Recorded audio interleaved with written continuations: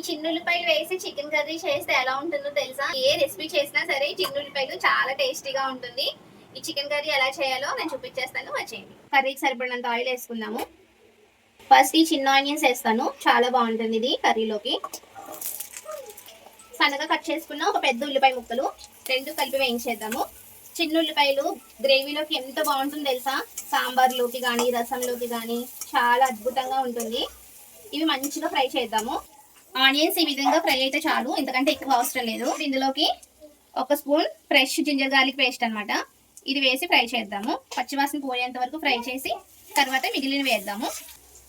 నీట్గా వాష్ చేసి పెట్టుకున్న చికెన్ వేసుకుందాము. చికెన్ నీట్గా కడిగేసిన తర్వాత హోల్స్ ఉన్న ప్లేట్లో వేసుకోండి, అప్పుడు అందులో ఉన్న వాటర్ అంతా డ్రైన్ అయిపోతుంది.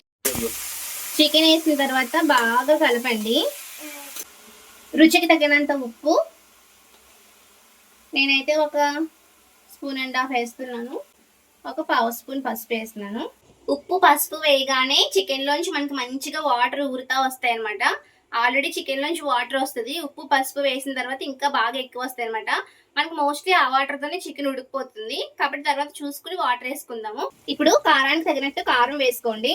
ఇది కాశ్మీరీ రెడ్ చిల్లీ కారం అనమాట. ఆవకాయ పచ్చడిలో చూపించాను ఎలా చేసుకోవాలో. కలరే కాదు, టేస్ట్ కూడా బాగుంటుంది. సో నేను 3 స్పూన్లు వేస్తున్నాను, ఎందుకంటే కారం ఏమి ఉండదు, నాకు సరిపోతుంది కారం. మీరు మీకు తగినట్టు వేసుకోండి. అలాగే కొబ్బరి తురుము అనమాట. పచ్చి కొబ్బరి ఎప్పుడు మా ఇంట్లో ఉంటుంది. కొబ్బరి హెల్త్కి చాలా మంచిది. కర్రీస్కి టేస్ట్ మాత్రమే కాదు, చాలా హెల్తీగా కూడా ఉంటాము. ఈ కర్రీకి మరింత టేస్ట్ని పెంచే మన సీక్రెట్ మ్యాజిక్ మసాలా పౌడర్ అనమాట. దీనిని మీ కారానికి తగినట్టు వేసుకోండి, ఆల్రెడీ కారం వేసాం కాబట్టి. వాసన అయితే అదిరిపోయింది, చాలా బాగుంది. స్మెల్ చూస్తేనే చెప్పేసి అది ఎంత బాగా కుదిరిందో. ఇప్పుడు వాటర్ వేస్తున్నాను, 1 గ్లాస్ వాటర్ వేస్తున్నాను అనమాట. నోరు ఊరిపోతుంది, ఇంకెప్పుడా అని వెయిట్ చేస్తున్నాను. ఇంకా హైలో పెట్టేశాను నేను, త్వరగా అయిపోతుంది. ఇంకోండి చిల్లీస్ చెప్పాను కదా, చివర్లో వేస్తే మనకు కనిపిస్తాయి అనమాట. బాగుంటుంది తింటాం, అసలు కారం ఏముండవు. కొబ్బరి అది వేసాం కదా, మంచిగా వచ్చింది గ్రేవీ లాగా.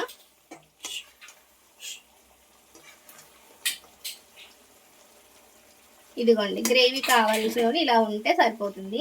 ఇంకా చివరిగా మిగిలింది కొత్తిమీర ఒకటే, ఇంక దీన్ని కూడా వేసేసుకుని కూర ఆఫ్ చేసేద్దాము. ఇంకేముంది, తినటమే ఇంకా.